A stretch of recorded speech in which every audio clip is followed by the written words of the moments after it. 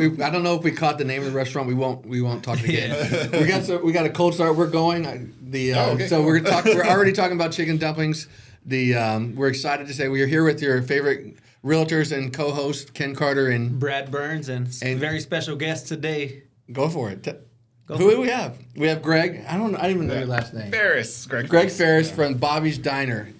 Bobbie's Cafe, Bobbie's right? Cafe. Bobbie's Cafe. So actually, we changed the name from Cafe to Bobbie's Southern Kitchen when we moved to Embassy. Okay. But everybody still calls it Bobbie's Cafe. That's cool. Our website still says Bobbie's Cafe on my emails and stuff. So just go by Bobbie's. We'll just go by Bobbie's, yeah. I want to thank you in front of everybody. Last minute came in. We had already planned on having you come in. I planned on going and eating. I haven't eaten at your restaurant yet, but I've been looking at the menu. I've got the menu in front of me. We were already talking about chicken and dumplings, and that's one of my favorite things in the world. My grandmother used to make the best chicken and dumplings, but they're hard to do in mass for restaurants. I think there's very few restaurants that do them well. Right. So y'all had them before. You've had them out there, I guess. Man, they were so good. I think they were free, maybe. Like they brought it out. So they used to come with the lunch specials. We had lunch specials, and you would get a cup of soup, or you could buy a bowl or whatever. But yeah, they would come with the lunch special. And the reason why I took them off is because I took them off during COVID, because when we were very busy COVID, but everybody wanted breakfast because everybody worked from home, so they would sleep in late, and it was just breakfast. And I would make these chicken dumplings that they're almost like an institute lunch thing on the south side. When we were there, everybody knew us for chicken dumplings, but when COVID came around, we were serving breakfast plates. The chicken dumplings never sold, and I just took them off because we would just waste, and then I just never really brought them back, because when COVID was here, instantly we became as a breakfast place. Like it was just like overnight. We used to be breakfast, lunch, and dinner. COVID came around, I shut dinner service down. And so we just kind of rolled into this breakfast place. Well, let's back it up. Let's go into the history of it, because one of the things that we usually do with all of our guests is we always ask, because Brad's a native. He's been in San Antonio, born and bred. I'm a transplant. So I was a military kid. Typical transplant. Military brought us here. I've been here since 89, so I feel pretty San Antonio, or Puro San Antonio. Yeah, we've adopted you. Huh? We've adopted you. Well, I'm married into it, and they can't get rid of me. All the kids have to live in the county or a contiguous one of the. But y'all been around for a while. Tell us your story. Tell us your history of Bobbie's Cafe. We've got a long history in San Antonio. So my great-grandparents bought an existing restaurant in 1972. After they operated one of those, you see like the movie Frozen, right? Mm-hmm. The carts, the animated. They would make the blocks of ice. Before refrigeration, that's what my great-grandparents did. So they made the blocks of ice to go in the ice box. Well, when that became obsolete because of refrigeration, they did everything with the building. And then in 1972, they purchased an existing restaurant. And so that was on Roosevelt and 410. And that was 281 before 281 was built. Yeah, there was nothing there. So it was a truck stop. So it was a truck stop cafe. And then my grandma took over. And not there, maybe in 75. And then she moved the restaurant from Roosevelt to South Flores in 86. Mm-hmm. So we've been there since 86. And then my parents took over shortly, maybe about 8 years ago.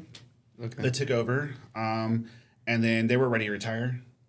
And so in 2019, my mom calls me up. She's like, "Hey, we're going to sell the restaurant." I was like, "No, you're not." I was like, "This has got to stay." I was like, "I'm ready." And I wasn't working in a restaurant then. I was in and out of it. I was doing my own thing. I owned a marketing business, printing, that kind of thing. And so I was like, I always had in my bones to have a restaurant. My wife and I had plans where like one day we're going to open a restaurant, but when our kids get older, because it takes all the energy and time, whatnot, but it just kind of rolled in our lap. 2020 came around and COVID hit. Yeah. And then that's okay. We did well with it. We had sales increases during COVID. Did very well. And we continue to grow the company now. And so now we're getting ready to open the second location. So I guess I should back that story up. So we had to move locations because the landlord sold a location on South Flores. And so we had no choice but to look for another location. No, yeah. Embassy was going to be a second location. Okay. It just so happened that he sold the property and so Embassy is now our only location, if that makes sense. Yep. Mm-hmm. But we do have plans of opening the second location now, back on the south side on Goliad. How long ago did y'all move over to Embassy? We've been here since September Okay. of last year. It's Kind of get through the growing pains before the next one opens up. Yes, yeah, and so we're taking steps on how to scale the business because that's something we want to do. Everything has to be the same. So Chicken Fried Steak has to be the same on Goliad than it is on Embassy. You can't put those two restaurants together. You know, that's going to be a huge issue. So we're working through that before we open Goliad. Yeah, that's the hardest thing with restaurants is that consistency from one location to the next and everything. Go and it's not easy. Yeah, and people are going to do it. They're going to automatically put you against your own restaurant. You know, we get it. We get it now. Like, oh, it's not the same as South Florida's. I'm like, yeah, all the restaurants are the same. It's just the building's different. Yeah. You know, everything is exactly the same how we do it. Yeah, but you know, like as soon as like a old school burger joint, like their grill goes out and everything, and they have to get a new grill, and it's like not the same seasoning on top. Sometimes it just tastes a little bit different, and like I get it, and it may be psychosomatic. It's all because you got to put the restrooms back outside so they feel like at home, right? So So in case you don't know, our viewers, the South Florida location was an old gas station, and so the restrooms were literally outside. Oh, that's cool though. And so it was an old Gulf gas station that my grandparents just converted into the restaurant, and it was very unique. Yeah. It was very unique. Honestly, it looked like an old truck stop you would just find in the middle of nowhere, Texas. And that's what one thing people really loved about it. Yeah. It was just unique. You didn't find, and some people hated the restrooms outside, but I'm like, I can't do anything about that, you know? As a matter of fact, when we moved to Embassy, I told my wife, I said, hey, we have indoor plumbing now. It's pretty cool. Moved up. That Embassy, that's a good location there. There's a lot going on. It's a lot of restaurants like getting in there. There's Julian's over there. They do very well. I know Wingstop's out there. There's a few others that do very well. Santico's actually came to us and said, hey, we have a spot here, even though Magnolia still held the lease, Magnolia Pancake House. So it's in their old location? Yeah, we're in their old location. Santico's came to us, we're like, hey, we have this empty spot. We really want you guys to come over here. We weren't even looking. It wasn't even for a lease. And so we just kind of worked together with Magnolia and Santico. So we work with them. And it was a cool thing happening. And I just kind of fell in her lap. Well, that's good. It's always nice to follow a restaurant that has been successful. Yeah. You know what I mean? It's like a lot of times you see restaurants going into the same location. It's like, oh, please. Like you're just waiting for that one to catch and everything. Yeah. The going in there with like, there's no bad, you know. Yeah, well, some people there's locations that people drive by and they're like, that location's cursed. Like no restaurants can survive in that location, you know. We just felt like it was a good spot and grateful to be there. So are y'all still kind of mainly breakfast? Because in the past, like you were talking before. So big news here. We're gonna break this out right now. Breaking news. Breaking news. We are gonna start opening up evenings. However, not full week yet until we can get acclimated to it. Yeah. So we're thinking like in the next 2 weeks we'll start opening like Wednesday, Thursday, Friday, and Saturday. Just like part-time during the evenings until we can get our staff back up to fulfill the that's a huge night business over there. Yeah. And so we feel like we can really serve the community. And people have been begging us for years. Do y'all have alcohol? Do y'all do alcohol? We don't yet. That is something what we are working on. It's been tough. Yeah. I've gone through the process to get the beer and wine license for a restaurant before, and it's just so long and arduous. It's very long, and it's well, we're gonna have some mayoral candidates coming on to the podcast, and we're gonna talk to them about like those types of things. It's like how can we take away some of the regulations and everything, sort of like what's going on a national level, just like make it easier for entrepreneurs to like start making money and paying taxes sooner. So so that's a big mark news. That one down. That's a big news that we will be opening up evenings. I'm hoping to go full time with it, so 7 days a week with it. But for right now, until we gain our staff, we have to train everybody. We don't cook like we don't bring stuff out of bags, right? We don't open bags and mix. Like everything's from scratch. It's an old scratch kitchen. It's very difficult, a very long process, and so we have to train everybody to do it exactly the same. And so these are your grandmother's recipes? No, not all of them. So a lot of people think they are. Like that's the marketing right? side. A lot of people think they are, and I know, right? I know, but the concept is the same, right? But I'm just going to say this. It was kind of like nursing home food back in the day. It was very... Grandma do not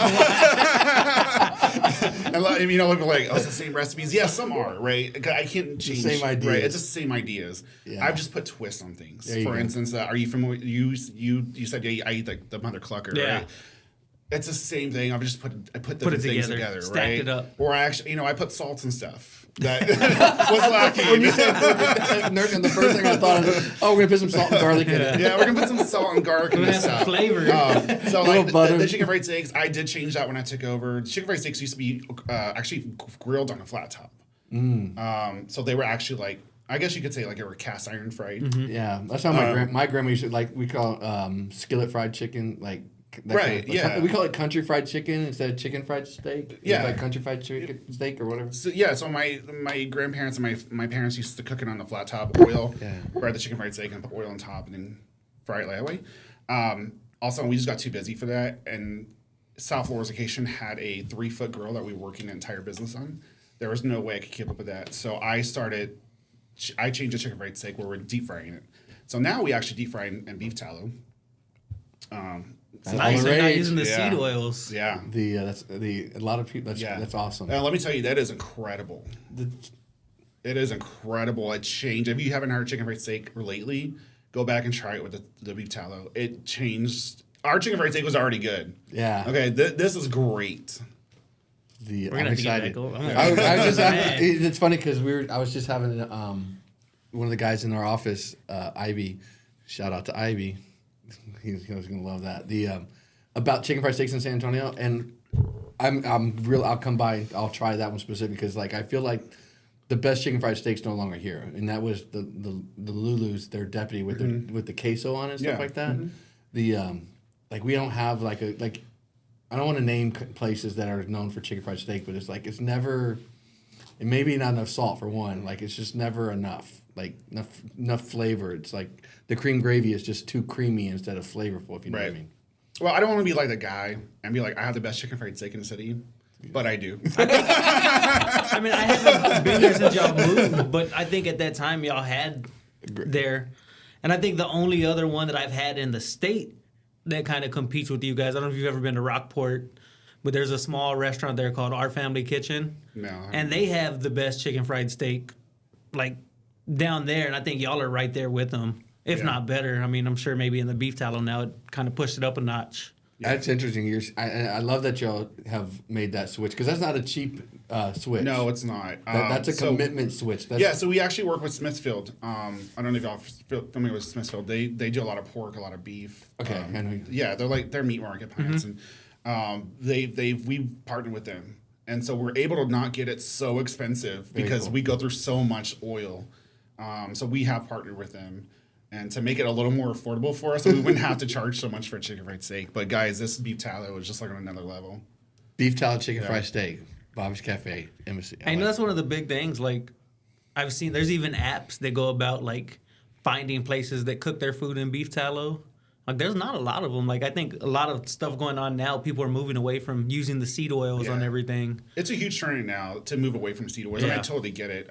We want to cook the same way we cook at home, right? Because we try not to cook with seed oils at home. Yeah. Because the health benefits. Yeah.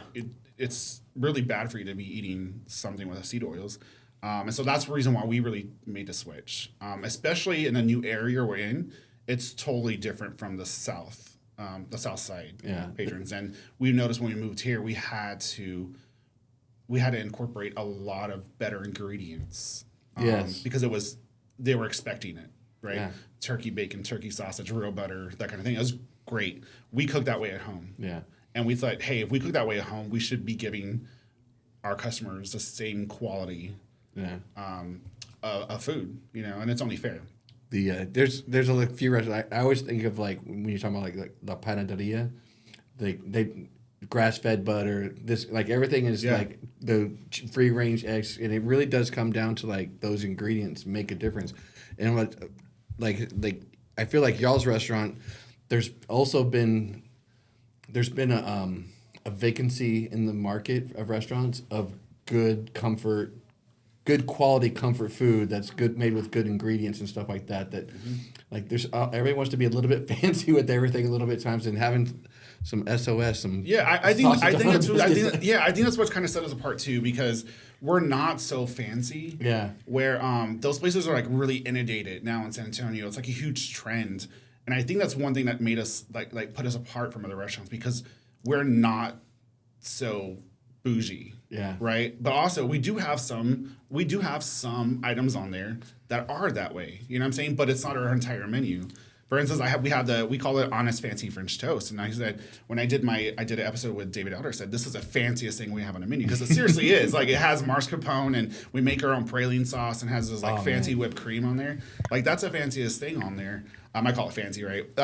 But yeah, I think that's what really has set us apart, because we're truly comfort Southern food with a Texas twist. And I think that's what San Antonio is missing.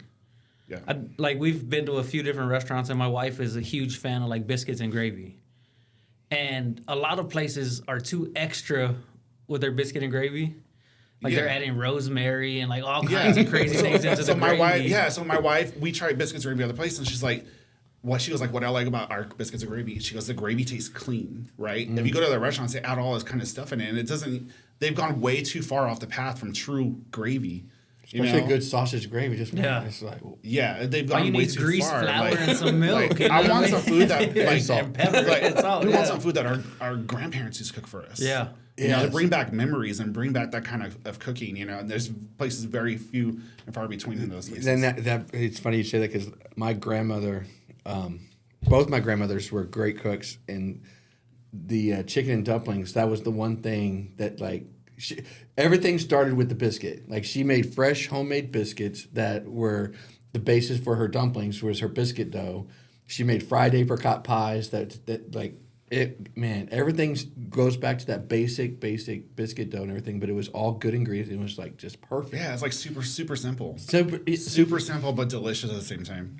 The apricot pie, she'd make like a dozen like fried apricot pies, and it's like you buy like these cherry pies and stuff like that, nothing compared to this thing. Yeah. And they never locked the door. This is back in the day, right? So they never locked their front door, and I remember we lived like 90, 100 miles from them. We were stopping through, and we went in. They weren't there. She had just made a big batch of fried apricot pies. We took the whole basket. We took every single one with us. Yeah, it was fun. There's no cell phones back in the day to like check on them, but yeah. And you can you imagine like not locking your door ever? My grandfather died when he was like 95. He never locked his door his whole life. It's crazy to me. Sometimes you wish you get back to those simpler times. And I know the city he lived in. It wasn't like that was not safe. But even then, I mean, how often do you think somebody checks your front door? Like, you could probably get away with it now, but you just live in fear because of the news and stuff putting that stuff out there. I think it depends where you're at too. Yeah. You know. I mean, I live on the southeast side. Like, I would be okay not locking my door. Like, my car door is a different story, because people will go through and check car doors at night, like it's any neighborhood. But I would be okay not locking my front door. Let's get back to Bobbie. So I digress. Yeah. So do y'all do anything special for like Sunday brunches and things like that, or? Our menu stays the same 7 days a week. We do because it looks like a Sunday brunch menu. Like, I'm looking at everything. It's like basically every day is a brunch day. What we do different is that we do have $10 breakfast and lunch specials during the week. And so I like $10. Like our what my wife and I really want to do is to make the restaurant affordable again. Sometimes we can't. We have a family of 5. Sometimes it's $120 just for us to go eat. We don't want that. We want people to be able to afford to come out and eat. Yeah. And so we're like, hey, let's roll out these $10 lunch specials. We did it on the south side. We took a break on it when we moved to Embassy because we were just so darn busy. But we just rolled back those 2 weeks ago. We brought back the $10 lunch specials, $10 breakfast specials.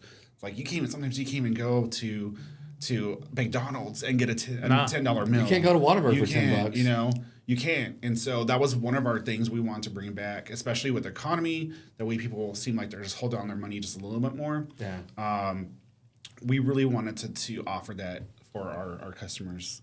How's the egg prices affected y'all? Egg prices, they are terrible. Like, I feel egg rich right now because we have this giant walk-in cooler, and So my reps from Cisco, they're like, we're running out of eggs. You better stock up, And I think people are panic buying. I think that's one part of it.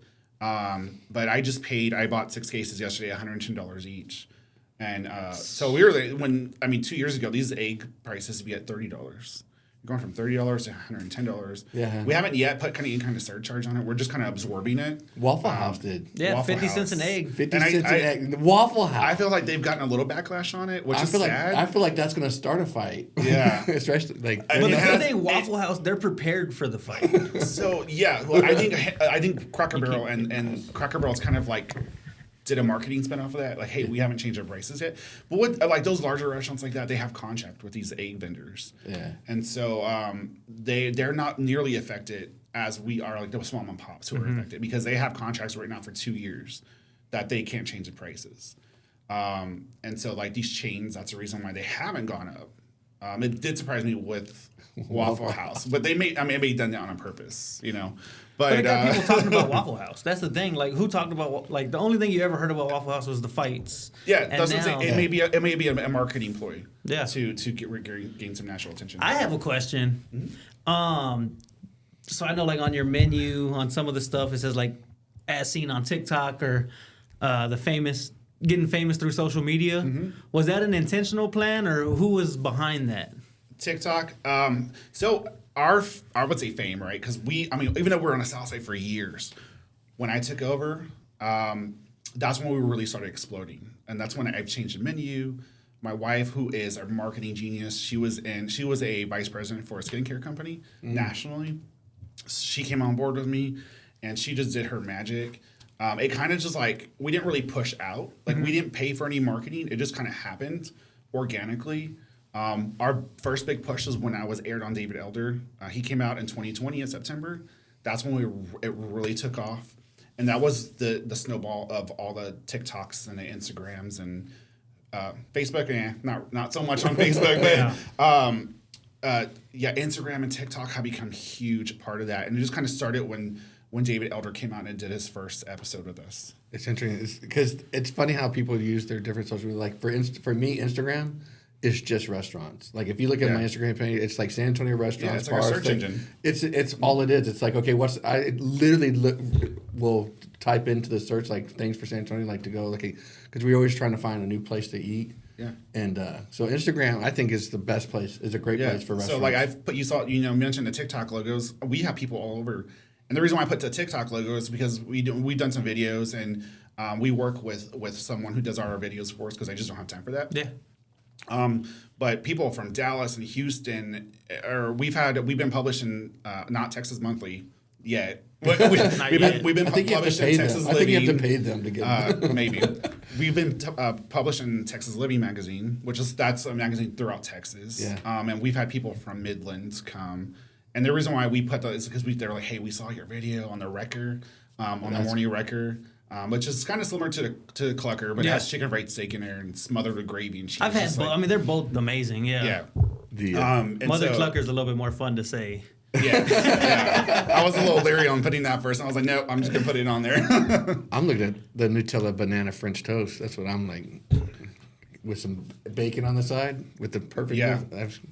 But I love what you talk about on the expense wise. Because a lot of, like, when we go out to eat, we're a family of 4.5. Like, the baby we have a 1-year-old that'll eat off everybody's plates. But, like, what we've noticed, like, we can go to almost any restaurant and it's always about the same price. Like, Chick-fil-A a lot of times will be more expensive than if we go to Chewy's or, like, a sit-down restaurant, something like that.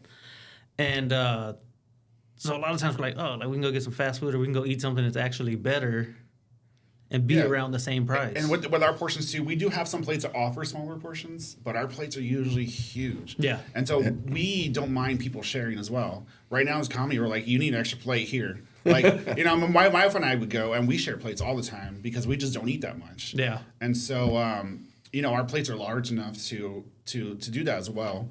But yeah, it was a huge focus of ours to make it affordable, because we are a family of 5. Yeah. And we know what it's like to go out and eat, and like, it really hurts. Like, okay, well, maybe we just not go out anymore. I have 6 kids. For when they were growing up, and we were like, okay, pick your restaurant for their birthdays, and we'll go there. then they all started eating like adults, and it's like, okay, what do you want us to fix now? It's like it does get expensive. So y'all have fried pickles. Y'all do pickle spears. We do pickle spears. Did y'all test the pickle like slices and compare to the spears? No, my wife and I travel a lot, and so we see things a lot from all over. And so some of those things I brought back over here, where I've seen places I don't even remember where I've probably seen the pickle spear fried, but I was like, hey, let's try this. Or like, for instance, the King's French toast we brought back from Nashville. We went to Nashville. We went to I was a barbecue spot who had this King's French toast, and they did a little different. I made my own twist to it. Like we make our own peanut butter sauce, but I was like, that's cool. Let's put bananas on a peanut butter sauce and French toast. So we kind of incorporate things we've seen from all over where we travel, California, Nashville. We just kind of bring back the things we like, and probably the pickle spears were something that we've seen somewhere. We love. And that seems kind of like a common thing upon restaurant owners. Like we talked to Prince from Monte Mari. Yeah, great guy. Mario Monte. Mm-hmm. Yeah. I always get it confused on which one's which. But yeah, he talked about how he traveled around and got different ideas from different places and things like that. Like that's cool to be able to bring that back into your especially to a family restaurant that's been around since literally as long as I've been alive. Yeah. And it's but the new generation keeping it going, because that's where restaurants fail, I think, in those family restaurants where they just try to stick to exactly the way things were. Exactly. Palates change. People's palates change. What they're looking for and what they're wanting in restaurants are different. Yeah, and that's something I wanted to come. I wanted to keep the classics. Yeah. But at the same time, make them with the twist. For instance, like the Wrecker we're talking about, the Wrecker, it's on a split biscuit, hash browns, chicken fried steak, sausage gravy, cheddar cheese. You could order that on the side. You can get a plate with everything separated. You can get everything separate. But when it's put together, it just makes this huge presentation, something completely different. And that's what kind of blew people's minds, you know? It's good for the gram. Yeah, just make it a little twist. So we have the true Southern classics with the twists. Got all the good stuff. I think it's amazing how social media, like the restaurants that have adapted it, have like blown up from it. So we see like Bobbie's, Mario Monte, PB&J would say like Jeremiah introduced us. And that's the thing that's like with all the restaurants, and I think is great. And it's been a change, I think, like as this generation or whatever, however you want to call it, it's like feel more about more comfortable with promoting other restaurants and other businesses that may be in the same sector, but it could be seen as competitors, but like realizing, you know what, if we all lift each other up, then we're all going to do better. So what's super cool about San Antonio is that we have a huge, some of your listeners may not know, but San Antonio has a huge group of restaurant owner friends. Yes. And so we have a circle of restaurant owners, and it's really not all are great, right? We've had our history where some will do some. Do you kick them out of your group and say you're not them out of our standard. circle? I mean, for instance, there was one person who opened up a burger place in another city, and they're like, oh, we're gonna do breakfast, and she started asking me these questions, and started going to restaurant more, and all of a sudden I looked at her. She opened for breakfast. Her breakfast menu was exactly a carbon copy as mine. So like those people you kind of know, and you have to filter out, right? Yeah. But besides that, like San Antonio is like we have this group. Are y'all familiar with San Antonio restaurants? Yeah, so we actually had the Facebook group. Alan Mastuzzi. Yeah, we had him on. Alan was on the podcast. So they host a roundtable every quarter, and there's just restaurant owners, and we just go and talk, and we like ask for advice here and ask for advice here. We have restaurant owners, their phone numbers, and if we have questions, we could chat. Well, it's not like that. There's plenty of San Antonio. There's plenty of customers around to go and share these people. And for instance, I don't know if you're familiar with Eddie's Taco House. Mm-hmm. They have one on Savalas and Thousand Oaks. I was like, we were really good friends with them. Matter of fact, when we opened Embassy, I was like, hey, I've never done this huge kitchen before. They have a huge restaurant. Help me figure this out. They come over and they spent like 2 hours with us, like hashing things out in the kitchen. Like, no, do it this way, because I didn't know. And That's awesome. or like a few weeks ago, or a couple months ago, I was like, hey Casey from Eddie's Taco House. I was like, we're out of coffee. Like, is there any way I can get a case? She was like, my manager will have it free at the desk. Stuff like that just really goes a long ways, and you don't hear about that often. But we're so grateful for a lot of restaurant owners who have become our friends, who have become a helping circle. That's what it's all about. Like, that's the same thing we do. So we're in real estate. Same thing we do in real estate. We're like, hey, like, here's how we're doing this. Here's how we're doing that to attract customers or clients. Here's what we're doing. and we'll lay it all out for everybody. These types of videos are doing good. Yeah. There's enough. There's enough for everyone. Yeah, there's sure enough is. on the plate for everybody to eat. No pun intended.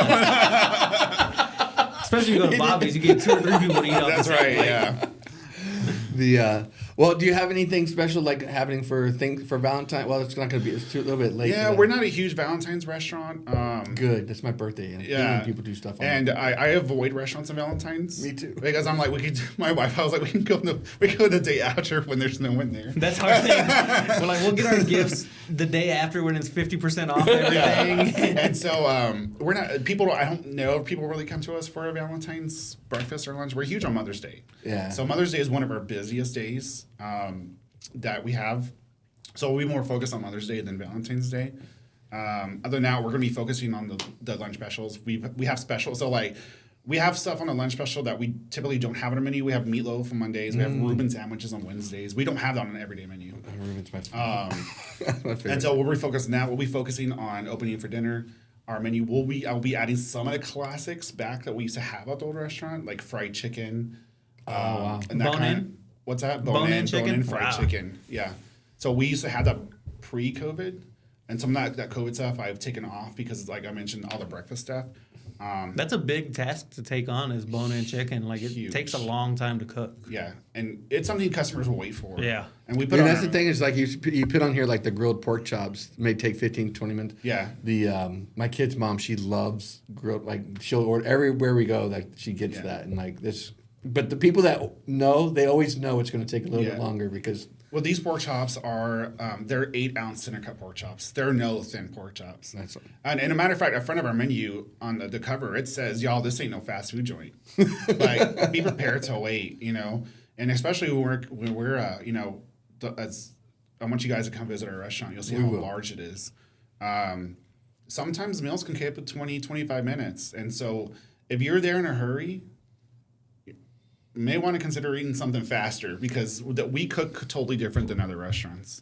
And that affects flavor obviously, but it's like people should, in my opinion, not to tell people how to live their life, but like meals shouldn't be fast. They should be about the family, your friends, the people that you're there with, having a conversation. If you can't hold a 25-minute conversation before your meal comes and like you're too antsy to get your food, then go to McDonald's. Yeah. It's not the place for something that we do is we have board games for kids, especially on our weekends. We take playing cards. We have Uno, we have playing cards that they can grab. A lot of kids are used to it. They just go and grab the board games or something small to keep them occupied. Because we just don't cook like other restaurants. That's family stuff. We don't have stuff heating. We don't have stuff. We don't hold French fries. We don't hold. It's when you order it, it's cooked right then and there. We just don't hold anything. And that's something I learned from Ken from one of the previous ones he talked about, where he takes playing cards for the family to play. Yeah. So we don't take playing cards, but a lot of times, like, we'll keep a pack of dominoes in the diaper bag, so we can whip it out and play it and kind of just have a good time between times. We play this game called 313. It's like a gin rummy game where you're doing sets and runs in the suits. And you start with 3 cards and 3's are wild. Then you get 4 cards and 4's are wild. And we usually get to like 8 by the when the food comes here. But it's 313, so we can go all the way to 13. So like we have a game. It's like it ends when the food comes. And it's like if someone's behind you, like, no, we keep playing. I think maybe the podcast, the theme is like stuff that's been lost that we need to bring back. Like stuff like card games. I was taught how to play gin when I was young. Like that doesn't happen anymore. It keeps the phones away. Yeah. Like with all of our kids, like it keeps the phones away. Yeah. Nobody's on the phone at when we're sitting at a restaurant and stuff like that because we're playing. We're keeping their hands busy, and it's like it's intentionally unintentional. Like at the same time, it's like the kids want to play as much as we do. But yeah, and that's what we do with the dominoes. Like, I mean, my kids are 8, 6, and 1. And they start learning math, like counting up the numbers and like how they're going to play next and things like that. So it's educational. It's educational, and you can have a conversation. That's when you start asking, like, how's the day? That's right. Like, what'd you do in school today? Like, super important for a family. Again, one of the things that their mom taught me is like, I would always say, how's your day? And they're like, good. And it's like, what was good about it? And then make them answer that question and then go into something like, don't just take good for an answer and like have a conversation with your kids. Absolutely. Kind of. That's always Yeah, I remember I would go to church and I would come back. My dad would be like, "What'd you learn about?" I was like, Nothing. God. Man, I learned how to ski. Like, oh man. Yeah.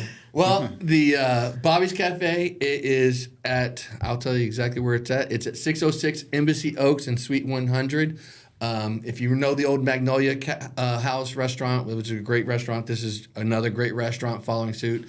Go out and see them.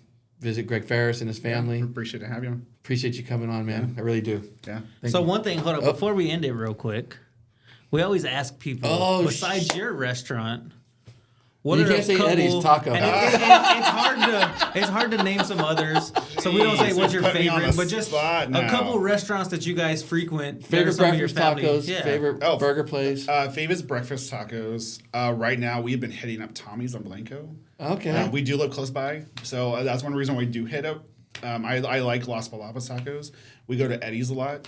Eddie's is good. Yeah, we love Eddie's. Out of town, we love Jack Allen's in Round Rock. They have some in Austin too. Okay. And then Salt Traders is their sister restaurant. Great if you want to take a drive to Round Rock. There you go. Super great place. And those are our favorite restaurants there. There you go. Sweet. And your favorite burger? Favorite burger? Jeez. I'm going to have to go with, I love the burgers from Benji's Munch. Okay. Great burgers there. Yeah. Right there on Bitters, right? Right. Bitters. I don't know that one. Yeah, it's not too far from your new Yeah, restaurant. no, not down the street. We go there a lot. Fast food burgers. It's got to be Culver's. Okay. We have not had a Culver's. We always go with Mr. Juicy. Yeah, Mr. Juice is a great option. We have Andrew Wiseman coming on here Yeah. next week or the week after, somewhere in there. Yeah. Yeah. We don't get there out too often because it's a little further away from us now. And that's the thing is it's like burger joints, and that's why they're all over. Like that's why Whataburger has one everywhere, and because it's hard to honestly like burger after burger. Like most of them are pretty similar. Yeah. And so it has to fit in with your travel pattern. Yeah. Same with tacos. I just look for the old Whataburger. If it's a taco place in a triangle building, That's it. it's decent. Awesome. Well, thanks for coming on. Yeah, thanks for having me, guys. Yeah. Really Yeah, appreciate it. do Don't us a forget to favor. like and subscribe. Yep. And check out Bobbie's Cafe. See y'all later.